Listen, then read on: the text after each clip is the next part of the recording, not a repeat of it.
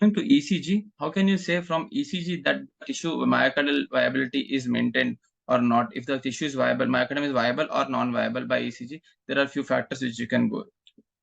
ECG is an initial tool in evaluation of viability. Generally, if there is absence of pathological Q waves, so if there is no Q waves, Q waves are nothing but, I said before as well, the Q waves, the pathological Q waves is that whenever the Q wave is more than 2 millimeters depth, if it is there, that means generally it means that the tissue is not viable. So if there is no pathological Q waves, that means the tissue is generally viable. But Q waves are not specific because these are found in other conditions as well, like myocardial hypertrophy, WPW syndrome, and rarely hibernating myocardium. But the presence of Q waves along with the other complementary markers, it can be useful in determining myocardial viability. Next important thing is the R wave height in lead V3.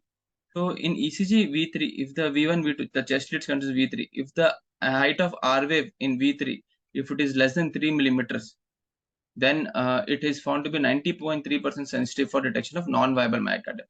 That means the tissue is said to be non-viable if the R wave height is less than 3 mm. Because R wave generally denotes the myocardial contractility or ventricular contractility. So if R wave height, if it is less than 3 mm in lead V3, it means it is non-viable. But the specificity of this is less, only 25%.